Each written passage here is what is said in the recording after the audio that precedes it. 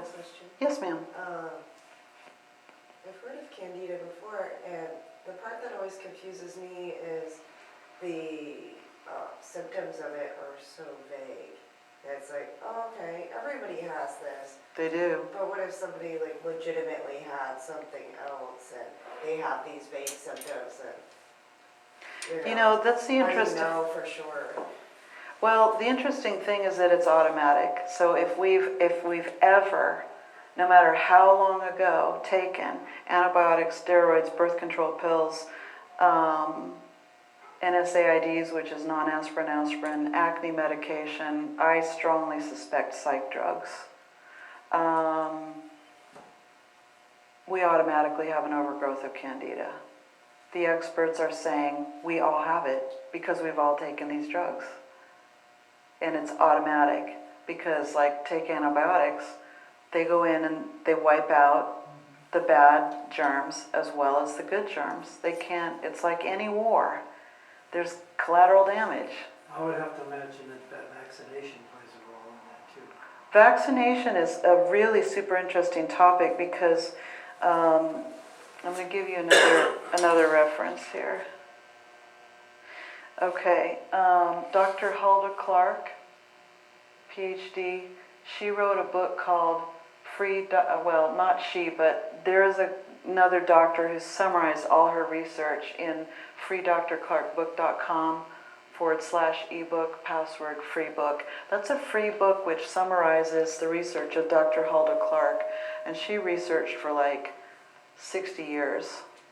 And she felt that the role that vaccines, one of the roles that vaccines plays in our ill health, growing ill health, is that the candida and the molds anchor around the heavy metals and even the medium metals in those. And so that's why so many parents are like, heavy metals caused my child's autism, or heavy metals caused my child's, diabetes. I had a student in Hawaii that her mom, very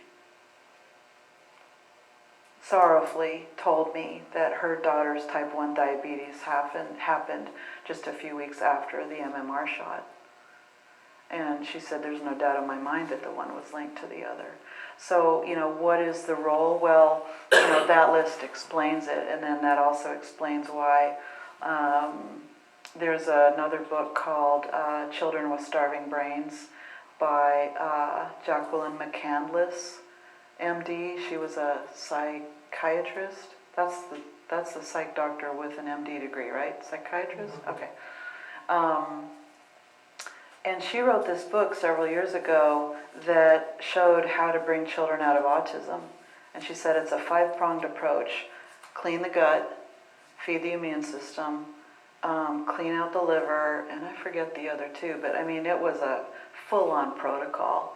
And the reason that she got involved in that was she had retired after a nice full-on career, and then her granddaughter was born with severe autism. And she came out of retirement thinking, well, I didn't know about brains. She realized she didn't know a thing about brains. And so she did all of this massive research and, just started trying things because here her granddaughter is like, has no life. And this beautiful soul that became, very obvious was very damaged. She passed away too now, but her book is the Bible of the autism world and states very clearly that cleaning out the heavy metals is essential to, is it one of the essential components to fixing this. And as we saw here, autism is on the list of things that are candida related. And I certainly found that with my own family. Not that any of them want to listen to me anymore, they're all grown. And my husband is now my ex-husband this is one of those reasons. So, because people aren't workable when they're, got a bunch of these symptoms. Did I answer your question? Or whose question was it? Did I? Mm-hmm. Yeah. Okay. What other comments? I was actually a patient of Alda Clark's way back in the 80s. Fantastic. Yeah, because I got really sick at that time. I believe it was Oh, yeah. And she was kind of just getting started. Uh-huh. She was doing this kind of electric. Zapper. Yeah, well, no, she wasn't doing the zapper. She wasn't doing the zapper yet? She hadn't really got into the Oh, whole okay. parasite thing Oh, okay. quite yet. Oh, okay. But it was really good. I mean, she diagnosed me having food allergies. Oh. And gave me an explanation that I just didn't have before. But one comment I have is that you've identified lots of things that cause the rise in candida or feed candida or whatever. But it also seems to me that there's a certain factor which is like a common denominator among all of those, or a thing that ties all that together, and that's acidity. Sure, absolutely. So, because all of those, any symptoms that you could put on a list, and it seems like most of them, I can't think of anything that's not on that list, but can be attributed to acidity. Sure. I've heard that, the statement made that all diseases, there's only one disease, and that's the over acidification of the body due to an inverted way of eating, thinking, and living. I love what you're saying. Yeah, so that acidity, all of those, what we call causative factors, they all have acidity in common. Mm-hmm. And Dr. Robert Young says that, he says, we don't get old, we mold. Mm-hmm. This is basically what you just said, Mm-hmm. too. Mm-hmm. Right. So, May I comment? here, Thank you. You were done? Awesome, I don't want to interrupt you. I wouldn't be done for a long time. Okay, yeah, me too. I could talk all night, literally. Acidity is such an interesting topic, and it's a chicken and an egg question, because it's definitely true what you're saying, that acidity underlies all these diseases. And there's a vicious cycle, downward vicious cycle, which is, have an acidic body, crave things that increase the acidity, foster nasty molds and parasites and stuff, which themselves create an acidic environment. Okay, the candida and the parasites and these nasty molds and things that all grow up in a cluster together in us, they all create an acidic environment in us. It's kind of like, those frogs, that burrow in and cover themselves with mud and then wait for the right time. That's kind of a pretty good image for what's happening with this candida and stuff, only the mud that these, nasties bury themselves in is acidic slime. Let's just call it a wall of slime in us. And it's made of candida in its fungal form, nasty bacteria, bad molds, parasites, all of these kinds of just really harmful things. And they all not only are able to survive better in an acidic environment, but they accelerate the acidity. They create a more acidic environment. Right. And conversely, they can't thrive, they can't exist in a properly balanced, in an alkaline balance. Right. The cellular fluid, the inner, what do they call it? The extracellular and intercellular, there's two words. In the cells, the fluids, So why don't we talk about what contributes to the alkaline environment? What can we do? Okay. Well, Thank you. So you're right. You're absolutely right. Now the question is, give me your name. Anya. Hi, Anya. Good to see you again. I saw you last year. As Anya is asking, okay, what do we do now? And I was going to say that too. It's like, okay, how do we get this downward spiral reversed? Because there is such a thing as an upward spiral. All right. One of the things that we need to be aware of is a problem called die-off. Because if we're good and loaded with this stuff, we take our test or something like that, and we look at our life and we go, wow, I'm sicker than I thought. Or something happens to make us, have a health crisis, and we're like, uh-oh, I got to change this. How do we reverse? Well, we don't want to make the same mistake that got us sick. In other words, we don't want to go in there and nuke ourselves and cause a lot of collateral damage. That's what got us sick in the first place. Here's something I really would like to share from you that to me is very much a merging of science and religion in this topic. I really believe that one of the problems with the medical model as we have it in its toddlerhood is that it's the wrong model for this age. Because it's all about killing, cutting, bombing, getting rid of. This is not the feminine way. It's very, male video game type. And this is not the way of women, and this is the age of women now. So, as a former health professional, as a mom, and as a long-time health sufferer, I'm here to tell you, I think we need to really look at what health would be like if administered by women who were in full flower of their feminine qualities. It would look like nourishment, the right kind. It would look like love. It would look like gentle dissuasion of the bad things. Move along, boys, not here, not here, instead of nuke 'em, boys, So how do we do this? All right, well, one of the things to start off with, to suggest to you to start off with, is a substance called diatomaceous earth. And you may have been familiar with this in your garden. But there's also a food-grade diatomaceous earth. And Dr. Clark believed that parasites were one of the biggest contributors to ill health. All the rest of it too, yeah. And she went into great detail as to which exact, bad thing was living in which exact organ, and has a cleanse for that.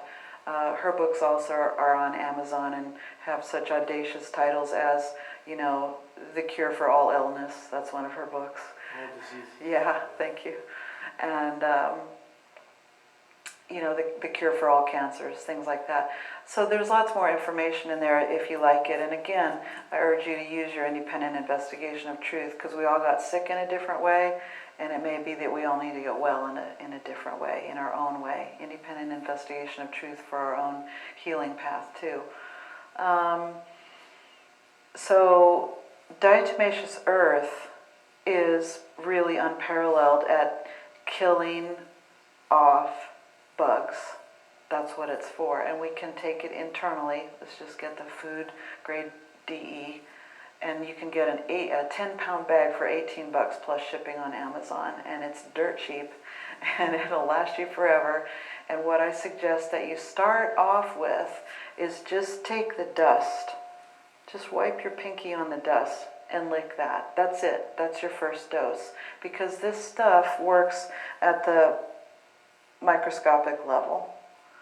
And the problem is if we don't ease into it gently and love ourselves through it, we're going to just create a battlefield of dead, rotting corpses inside of us that our bodies already can't handle. So let's be gentle about it. Let's ease into it. There's a saying that Abdu'l-Baha had, Kam Kam Ruz Beiruz. Anybody know what it means? Little by little, day by day.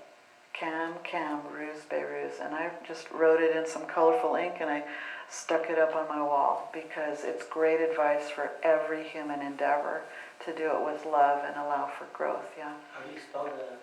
K-A-M. No. Oh, diatomaceous earth? D-I-A-M. No, wait. Diatom. Diatom. There you go. What is it? D-I-A-T-O-M-A-C-E-O-U-S.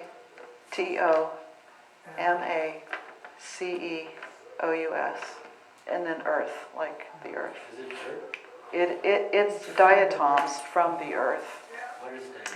Diatoms are little itty bitty shell-like creatures that lived millions of years ago, and they grind this up very, very fine. And what it then is when we sprinkle it in our garden to get rid of the slugs, or I put it on my ant hills so they're not biting my horses, or when I take it internally, it gives little itty bitty shards that stick to the slightly oily shells. In fact, it sticks to my hands. It doesn't hurt us. Okay, but it's sticky, and it will eventually kind of saw through the hard exoskeleton of these bugs, and they'll just basically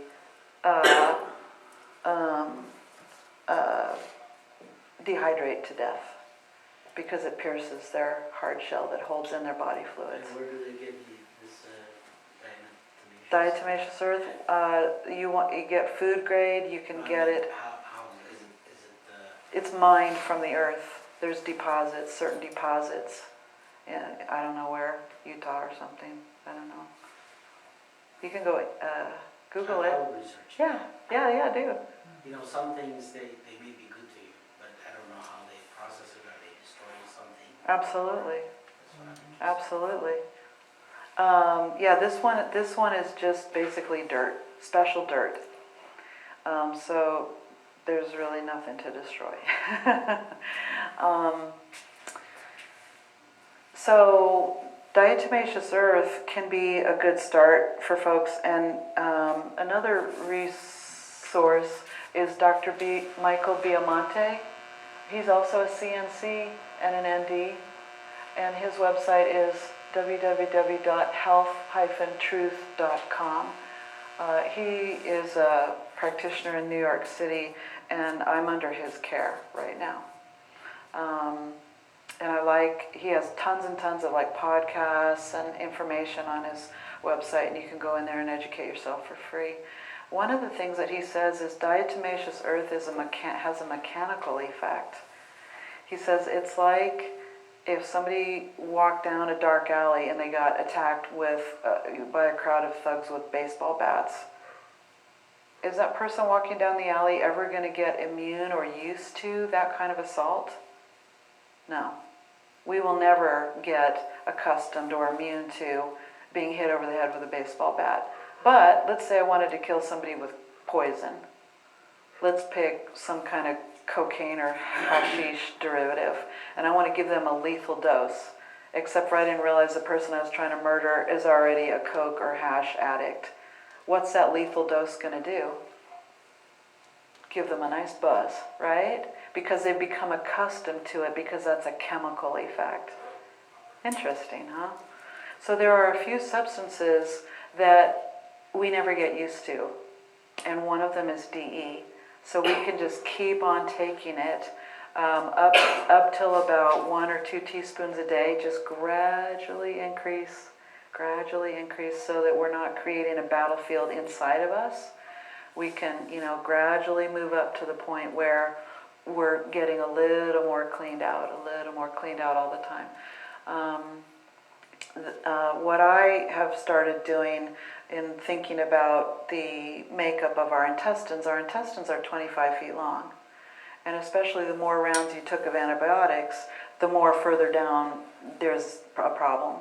So what I started doing was buy my own empty gel caps and encapsulating the DE so that the DE would reach further down.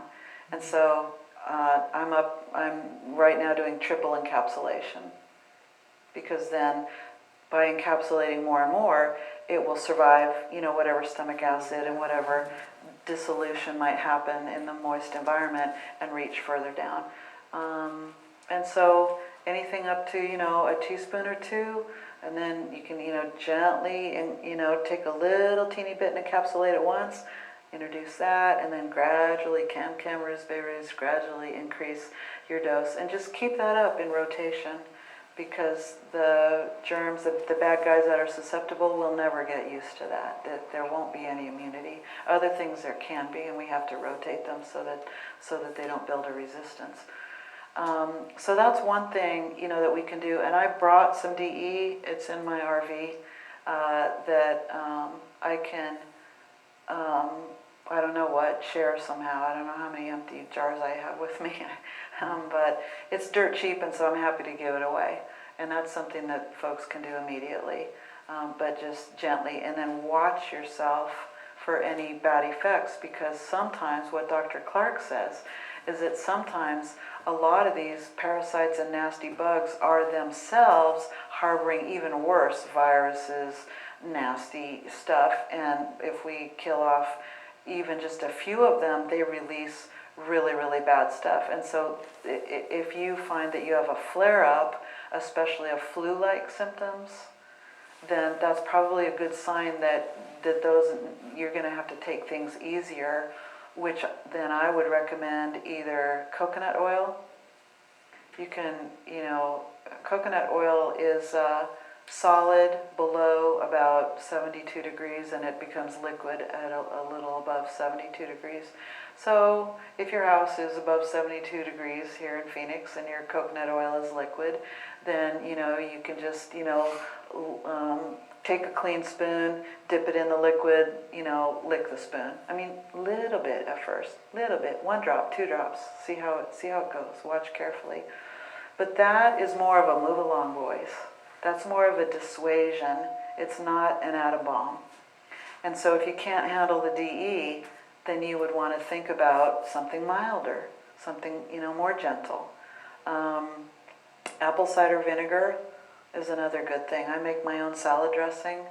I've written, I didn't put it up here, I've written a very simple recipe book and put it on Kindle for 99 cents. And it has a number of the candida, the anti-candida foods that I have had to work out for myself, and it has the recipe for the homemade salad dressing in there. It's called Fresh Start Anti-Candida Diet by Lisa Bradley. So getting some apple cider vinegar into you, that also, but just only apple cider vinegar, no other kind of vinegar, because interestingly enough, all other kinds of vinegar turn into sugar and feed the candida and its nasty friends. But apple cider vinegar, has a lot of health benefits to it, but just a little bit can go a long way. And then be sure and eat something else or rinse your teeth, because vinegar does dissolve bone and calcium. That's why I throw it in my dishwasher periodically, is it dissolves the calcium deposits in there, yeah.